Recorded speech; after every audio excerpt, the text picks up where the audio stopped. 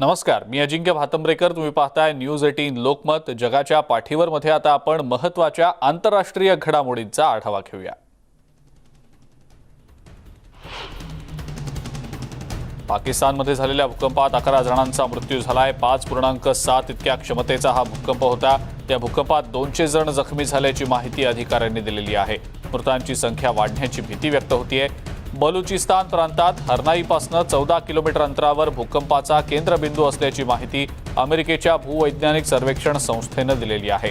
पृष्ठभागाच्या खाली 20 किलोमीटर खोल हा केंद्रबिंदू होता. जगात सर्वात प्रथम मलेरिया मॉस्किरिक्स या लसीचा वापर केनियामध्ये केला जातो आहे. लहान मुलांच्या आरोग्यासाठी हे महत्त्वाचं पाऊल आहे. मुलांच्या वॉर्डमध्ये 70% मुलं मलेरिया बाधित आढळत होती, पण आता हे प्रमाण 16 मुलांमध्ये 3 बाधा इतकं कमी झालेलं आहे. ही लस केवळ 30% प्रभावी आहे आणि यासाठी 4 डोस आवश्यक आहेत. काही महिन्यांनंतर लसीपासून संरक्षणाचं प्रमाण कमी होतं.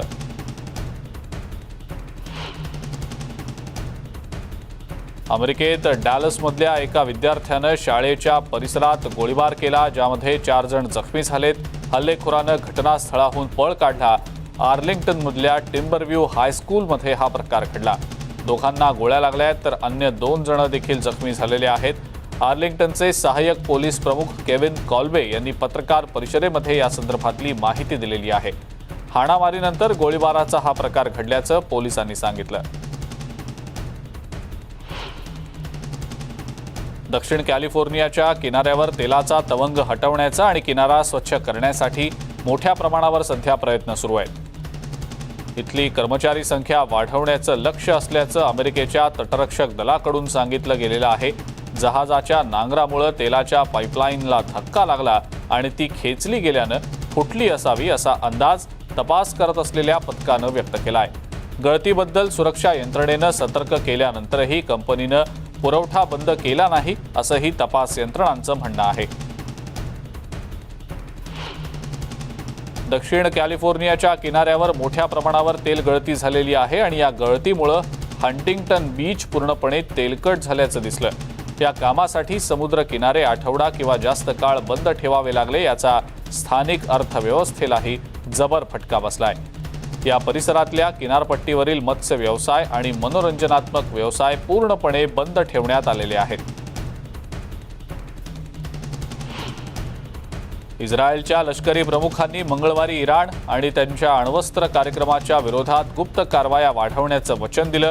तेल अवीवमध्ये बोलताना लेफ्टनंट जनरल अवीव कोहावी असं म्हणाले की इस्रायल आणि तिचा गुप्तचर समुदाय संपूर्ण मध्य पूर्वेत इराणी प्रादेशिक घुसखोरीच्या विरोधात काम करतंय.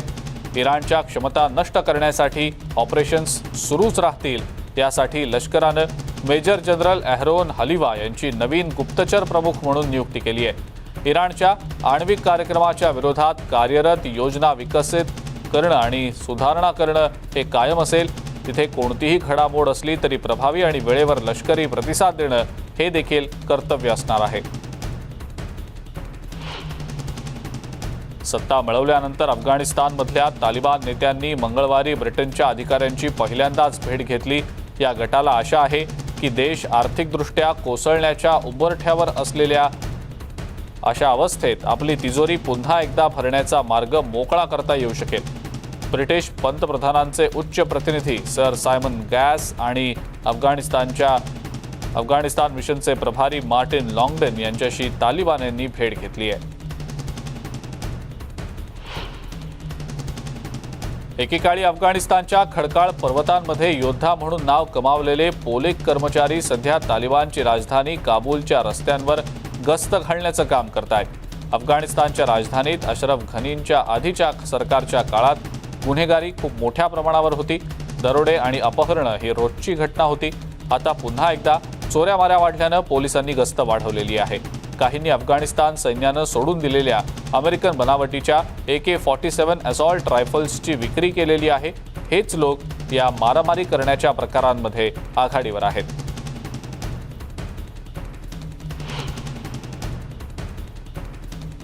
कोलंबियाचे राष्ट्राध्यक्ष इव्हान ड्यूक यांनी मंगळवारी सांगितलंय की व्हेनेझुएलाचा प्रमुख सीमा ओलांडण्याचा निर्णय देशाचे नेते निकोलस मड्युरो यांना राजकीय पाठिंबा वाढवण्यासाठी घेतला गेलेला होता। व्हेनेझुएलामध्ये पुढील महिन्यात स्थानिक आणि प्रादेशिक निवडणुका होणार आहेत। असं असलं तरी ड्यूक म्हणालेत की त्यांनी केवळ लोकांच्या फायद्यासाठी सीमा पुन्हा ओलांडण्यास समर्थन दिलं होतं। अफगाणिस्तानमधनं अमेरिकेनं सैन्य माघारी घेतल्यानं आणि फ्रान्सनं ऑस्ट्रेलियाशी कोट्यवधी डॉलर्सच्या पाणबुडी कराराचं नुकसान केल्यानं युरोपियन युनियनच्या नेत्यांनी मंगळवारी पहिल्यांदाच त्यांच्या युक्तिवादामुळे युरोपला अधिक संरक्षण स्वायत्ततेची गरज असल्याचं मत मांडलंय। फ्रान्सचे राष्ट्राध्यक्ष इमॅन्युएल मॅक्रॉन यांनी 27 सदस्यीय गटानं आपल्या दीर्घकालीन सहयोगींसोबत काम करत राहण्याची गरजही व्यक्त केली, परंतु स्वातंत्र्य आणि सार्वभौमत्व वाढवण्याची आवश्यकता यावर जास्त जोर दिला गेला। संपूर्ण ब्रिटनमध्ये इंधन पोहोचवण्यासाठी ट्रक चालकांची कमतरता कायम असल्या कारणामुळे अनेक गॅस स्टेशन्सवर रिकामे पंप आणि लांब रांगा लागल्याचं दृश्य ठिकठिकाणी दिसतंय। त्या कारणामुळे आंदोलन करणाऱ्या आंदोलकांनी सोमवारी पूर्व लंडनमधल्या ब्लॅकवॉल बोगद्यात प्रवेश रोखलेला होता। ब्रिटिश पंतप्रधान बोरिस जॉन्सन यांनी रविवारी इशाराही दिलेला होता की पुरवठा साखळीमध्ये समस्या आणि अन्न आणि इंधनाची कमतरता ख्रिसमसपर्यंत कायम राहण्याची शक्यता आहे। ऑपरेशन एस्केलिनचा भाग म्हणून सुमारे 200 लष्करी जवान तैनात करण्यात आलेले आहेत। इंधन संकटामुळे प्रभावित झालेल्या पेट्रोल स्टेशन्सना पुरवठा करण्याचे प्रयत्न सुरू आहेत। पॅरिसच्या 2 दिवसांच्या दौऱ्यादरम्यान राजकुमारी अॅनीनं सोमवारी UNESCO L'Oréal woman in science कार्यक्रमाच्या सर्वोच्च महिला शास्त्रज्ञ आणि पारितोषिक विजेत्यांची भेट घेतली। UNESCO United nations educational scientific and cultural ऑर्गनायझेशनच्या 75व्या वर्धापन दिनानिमित्त ही भेट झाली। भेटीदरम्यान राजकुमारीनं युनेस्कोच्या महासंचालक ऑड्रे आझौले यांचीही भेट घेतली आहे। UNESCO L'Oréal woman in science प्रोग्रामची स्थापना विज्ञानाद्वारे जागतिक आव्हानांना सामोरं जाण्यासाठी प्रयत्नशील महिलांच्या कार्याची ओळख करून देण्यासाठी करण्यात आलेली आहे। कोसोवो आणि सर्बियाकडून सांगितलं गेलेलं आहे की वाहन परवाना प्लेट्सवरच्या वादातनं निर्माण झालेला तणाव कमी करण्यासाठी दोन्ही देशांनी केलेल्या करारानंतर ते कारच्या नंबर प्लेटवर एकमेकांचं राज्य चिन्ह झाकण्यासाठी स्टिकर्स वापरतायत। शनिवारी नेटोच्या नेतृत्वाखालील कोसोवो फोर्स मिशननं 2 कोसोवो सर्बिया सीमा क्रॉसिंग जवळच्या क्षेत्रांना 2 आठवड्यांसाठी आपल्या ताब्यात घेतलेलं आहे। या समस्येवर तोडगा काढण्यासाठी दोन्ही देशांनी युरोपीय युनियनद्वारे एक विशेष द्विपक्षीय आयोग तयार करणं अपेक्षित होतं। KFOR हे 28 देशातल्या सुमारे 4000 सैनिकांसह नेटोच्या नेतृत्वाखाली तैनात असून संयुक्त राष्ट्र आणि युरोपियन युनियन आणि इतरांद्वारे सुद्धा समर्थित आहे। इटलीमध्ये सोमवारपासून मंगळवारी रात्रीपर्यंत रोममध्ये रात्री लागलेल्या आगीत साधारण 30 बसेस जळून खाक झालेल्या आहेत। आगीचं कारण अद्याप कळू शकलेलं नाही। हा एक अपघात आहे की कोणीतरी जाणून बुजून केलेलं गुन्हेगारी कृत्य आहे याचा तपास आता अधिकारी करतायत। सुदैवानं या घटनेमध्ये कोणतीही जीवितहानी झालेली नाही। या बसेस मुख्यतः मिथेनवर चालणाऱ्या जुन्या बसेस होत्या।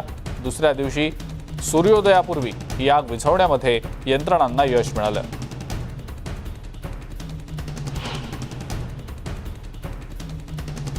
होंडुरसचे राष्ट्राध्यक्ष जुआन ऑर्लॅंडो हर्नांडेज यांनी मंगळवारी आठवड्याच्या शेवटी आगीमुळे नष्ट झालेल्या बेटाची पुनर्बांधणी करण्याचं वचन दिलं।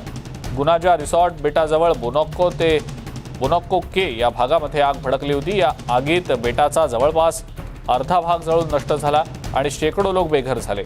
सुदैवानं कोणाचाही यात मृत्यू झाल्याची माहिती नाही, पण अनेक लोक जखमी मात्र झालेले आहेत। हर्नांडेज यांनी घटनास्थळी भेट दिली आणि या जळीत कांडाचं वर्णन विनाशकारी असं केलं। त्यांनी आश्वासनही दिलंय की आगीमुळे नष्ट झालेली घरं पुन्हा एकदा बांधली जातील।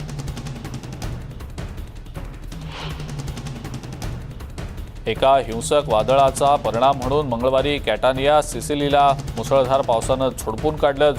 जोरदार वारे देखील वाहत होते, ज्यामुळे काही ठिकाणी पूर आला तर काही घरं आणि दुकानांचं मोठं नुकसान झालंय। जोरदार वाहणाऱ्या वाऱ्यांमुळे झाडं कोसळली, जाहिरातीचे फलक फाटले, कोलमडून पडले, छपरांचं मोठं नुकसान झालं। शहराचा मध्यवर्ती भाग असलेल्या पियाझा डिओमो या भागामध्ये पूर आलेला होता। कॅटनिया विमानतळावर विमानांची उड्डाणं खराब हवामानामुळे काही काळ थांबवण्यात आलेली होती। रशियामध्ये एकाच महिन्यात दररोजच्या रुग्णसंख्येत सलग तिसऱ्यांदा सर्वाधिक वाढ झाल्याचं दिसून आलेलं आहे। एका दिवसात 25,000हून अधिक रुग्णांची नोंद झाली आहे। अजूनही रशियात लसीकरणाचा वेग संथ आहे आणि संक्रमण रोखण्यासाठी सरकारकडून कठोर निर्बंधही घातले जात आहेत। मंगळवारी 25,110 रुग्णांची नोंद झाली आहे, तर 895 कोरोना रुग्णांचा मृत्यू देखील झालाय। कोरोना काळातल्या दररोजच्या बळींच्या संख्येतला हा सर्वात मोठा आकडा आहे। परिस्थिती गंभीर असली तरी सध्या देशभर लॉकडाऊन किंवा देशभरात आणखी निर्बंध लावणार नसल्याचं सरकारकडून स्पष्ट करण्यात आलेलं आहे। अमेरिकेमध्ये कोरोना बळींची संख्या आता 7 लाखांच्या पार पोहोचलेली आहे। वॉशिंग्टन नॅशनल कॅथेड्रलकडून मृतांना श्रद्धांजली वाहण्यात आली।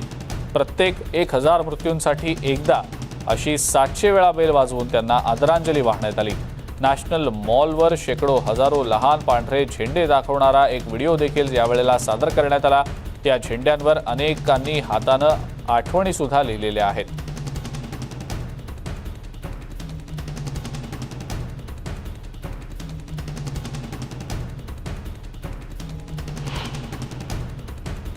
जगाच्या पाठीवर मध्ये वेळ झाली एका ब्रेकची। बघत रहा न्यूज 18 लोकमत।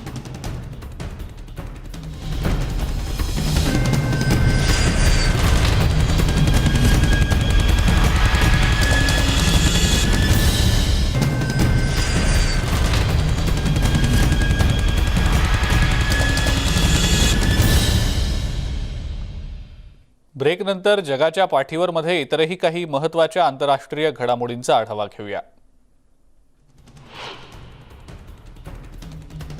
युनायटेड अरब अमिरातीच्या वतीनं सध्या सुरू असलेल्या एक्स्पोमध्ये अनेक वेगवेगळी डिझाईन सादर करण्यात आलेली आहेत। जगभरातल्या अनेक देशांनी या प्रदर्शनामध्ये सहभाग घेतलाय। तंत्रज्ञानाचा वापर करून अनेक वर्किंग मॉडेल्स, भली मोठी डिझाईन्स इथं सादर करण्यात आलेली आहेत। एक्स्पोचा हा सर्वात मोठा मंडप आहे, ज्याचं क्षेत्रफळ 15,000 चौरस मीटर आहे। पवेलियनची रचना यूएईचा राष्ट्रीय पक्षी फाल्कनपासून प्रेरित आहे। 4 मजली मंडपाच्या छतावर 28 हायड्रॉलिक तंत्रज्ञानावर आधारित असे स्वयंचलित पंख बसवण्यात आलेले आहेत। एक्स्पो 2020 हे दुबईनं तंत्रज्ञान विषयातल्या अभ्यासकांनी आवर्जून पाहण्यासारखं आहे।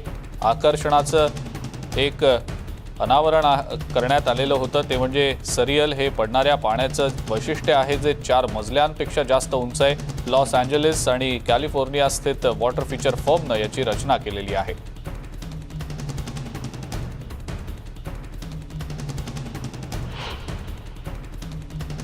आणि या सगळ्या महत्त्वाच्या आंतरराष्ट्रीय घडामोडींसह जगाच्या पाठीवर मध्ये वेळ झाली इथंच थांबण्याची। ताज्या बातम्या आणि अपडेट्ससाठी बघत राहा फक्त न्यूज 18 लोकमत।